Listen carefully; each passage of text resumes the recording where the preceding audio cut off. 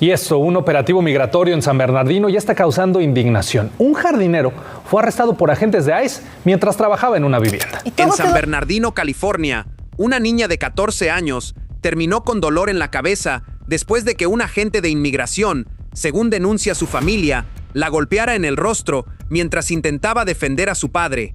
Y su padre no era ningún prófugo, era un jardinero que trabajaba un domingo por la mañana en el patio de una casa. Todo quedó grabado por una cámara de seguridad, y ese video es hoy la única prueba de algo que muchas familias mexicanas llevaban meses sospechando, que lo que empezó llamándose deportar indocumentados se transformó en otra cosa muy distinta.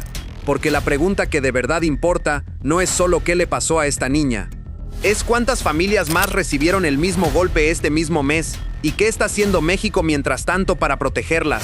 Si quieres seguir de cerca lo que está ocurriendo con los operativos migratorios contra mexicanos, suscríbete. Y ahora, el dato que casi nadie está juntando. Mientras el caso de San Bernardino se llenaba de reproducciones, una investigación del medio ProPublica documentaba que al menos 79 niños han sido afectados por gas lacrimógeno o gas pimienta durante operativos migratorios federales. No 79 adultos, 79 menores. Y en esas mismas semanas, el gobierno mexicano confirmaba que acababa de presentar 20 denuncias penales ante autoridades de Estados Unidos. Dos cifras que, colocadas una al lado de la otra, cuentan una historia que ningún reportaje de un solo arresto alcanza a contar, porque un caso indigna. Pero un patrón asusta, y lo que hay aquí es un patrón. Volvamos a San Bernardino, porque los detalles importan. Era el domingo 19 de julio. Un hombre de 40 años, jardinero, hacía su trabajo en el jardín de una vivienda. Según relató después su hermano, entre 4 y 6 agentes lo rodearon y lo persiguieron. La cámara de la casa captó el momento exacto en que un agente corre tras él frente a la propiedad.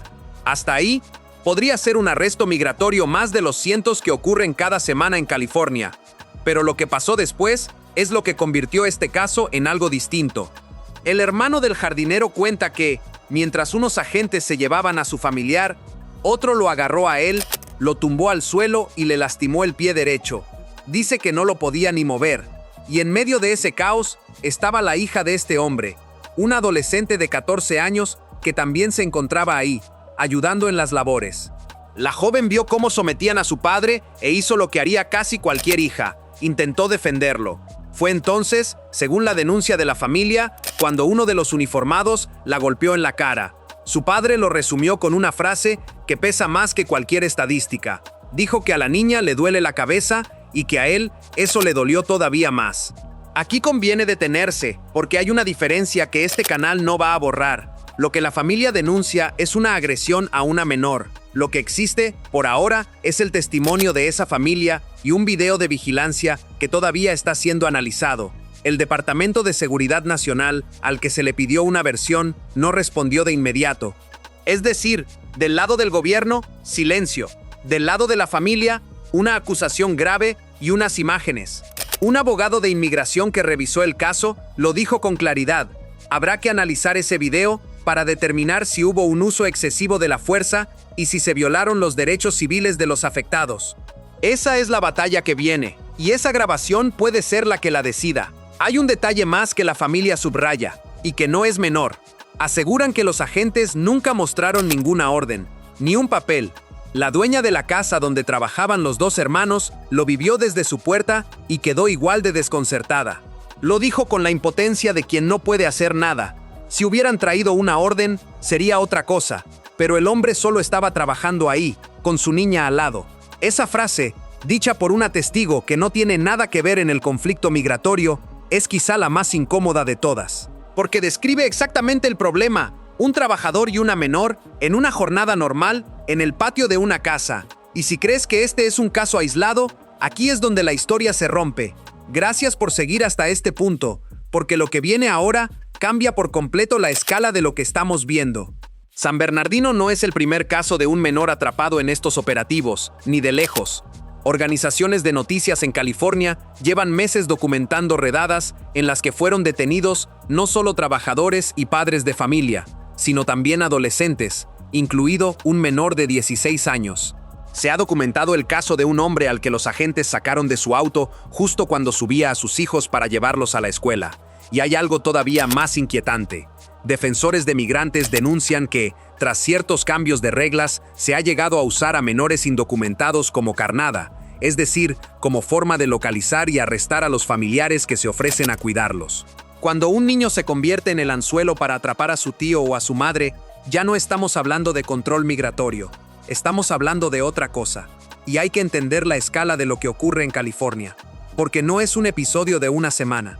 Los operativos en el sur del estado no se han detenido desde mediados de 2025. Ha pasado más de un año de redadas, de protestas frente a los centros de detención, de familias que aprendieron a mirar por la ventana antes de salir a trabajar.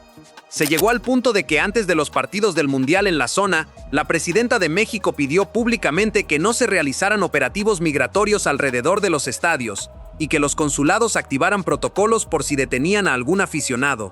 Cuando un país tiene que pedir que no casen a su gente a la salida de un partido de fútbol, la palabra redada ya se quedó pequeña.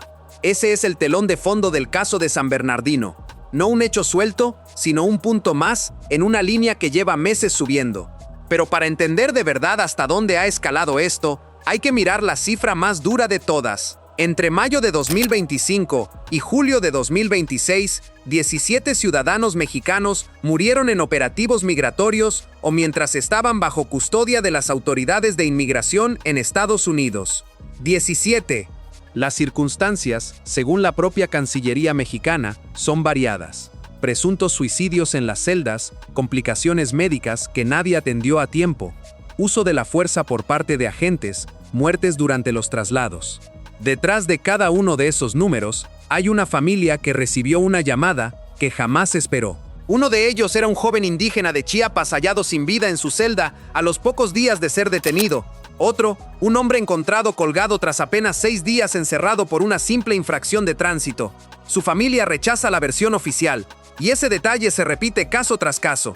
La versión oficial dice una cosa y las familias dicen otra. Esto nos lleva a la parte que casi ningún video sobre el tema toca, y que es justo la que más te debería importar si eres mexicano o tienes familia allá. ¿Qué está haciendo México? Durante meses, la respuesta del gobierno mexicano fue la más suave posible. Notas diplomáticas. Cartas. El equivalente a tocar la puerta con educación y pedir explicaciones. Cuando quedó claro que las cartas no bastaban, México subió un peldaño y llevó algunos expedientes ante la Comisión Interamericana de Derechos Humanos, el organismo del continente que vigila estos abusos. Pero incluso eso se quedó corto frente a la velocidad con la que se acumulaban los casos. Es más, hace apenas unos días Estados Unidos le devolvió a México las cartas en las que expresaba su preocupación por el trato a sus connacionales. Se las devolvió, sin más. Ese gesto, frío y burocrático, fue el que terminó de encender el cambio de estrategia. Porque una cosa es que no te respondan, y otra muy distinta es que te regresen la carta a la cara. Presta atención, porque aquí es donde la historia da su giro más importante. El 13 de julio, por instrucción de la presidenta de México, el embajador mexicano en Estados Unidos presentó 20 denuncias penales ante fiscalías estatales y de condado en 8 estados: Arizona, California, Florida, Georgia, Illinois, Luisiana, Missouri y Texas. No una nota diplomática. Denuncias penales, dentro del propio sistema judicial estadounidense, exigiendo que se investigue cada una de esas 17 muertes.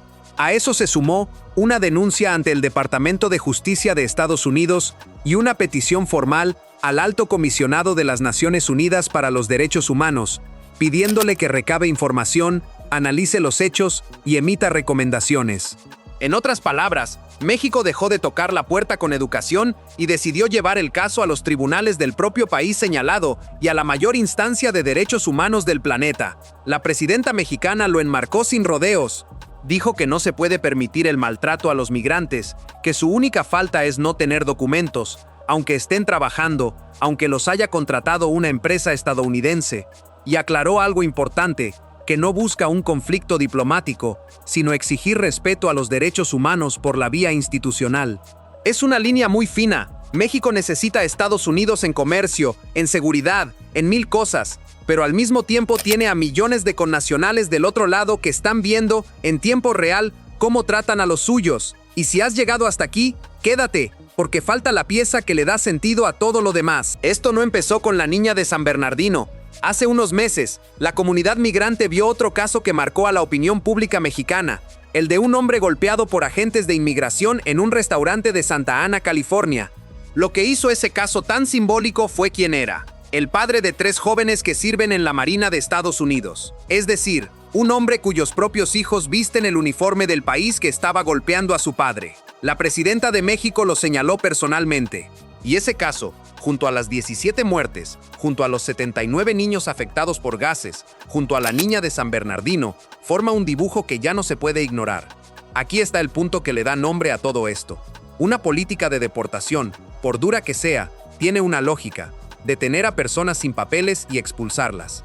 Pero cuando el saldo de esa política incluye a un adolescente de 14 años con dolor de cabeza, a 79 niños con gas en los pulmones, a menores usados como carnada y a 17 muertos bajo custodia en poco más de un año, la palabra deportación se queda corta. Lo que las familias describen, lo que los videos muestran, lo que México ya está llevando a los tribunales, se parece mucho menos a un trámite migratorio y mucho más a una cacería. Esa es la acusación de fondo. Y no la lanza un opinador cualquiera.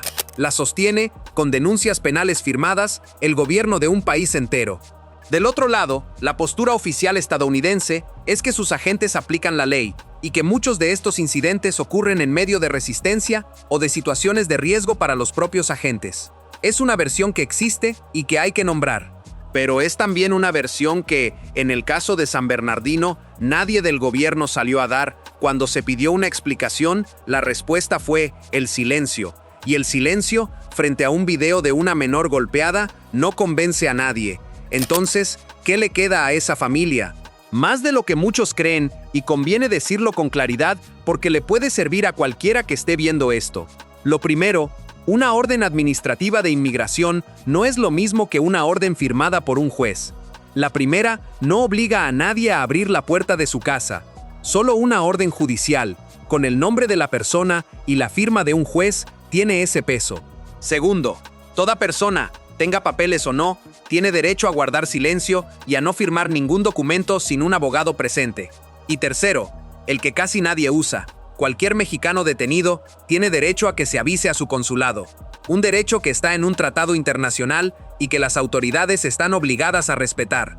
A partir de ahí, la Red Consular Mexicana mantiene programas de acompañamiento legal para casos como este, con abogados que la propia Cancillería canaliza hacia las familias afectadas, además de apoyo para la repatriación cuando hace falta. El video de vigilancia, lejos de ser un simple clip viral, es una prueba que puede sostener una queja formal por uso excesivo de la fuerza y por violación de derechos civiles, un terreno donde incluso una persona sin documentos tiene derechos que la ley estadounidense reconoce. Y este caso, sumado a los demás, alimenta ahora esa ofensiva legal que México presentó ante fiscalías, ante el Departamento de Justicia y ante Naciones Unidas. La niña de San Bernardino probablemente nunca aparezca en una estadística oficial. No murió, no fue detenida, no es una cifra redonda. Es solo una adolescente a la que le duele la cabeza porque intentó defender a su padre mientras trabajaba. Pero es exactamente por casos como el suyo, los que no entran en ningún conteo, por los que un país entero decidió dejar de escribir cartas y empezar a firmar denuncias. La pregunta que queda abierta, la que va a decidir si esto cambia algo o no, es una sola. Cuando el propio sistema judicial de Estados Unidos reciba estos expedientes, ¿va a mirar el video o va a mirar hacia otro lado?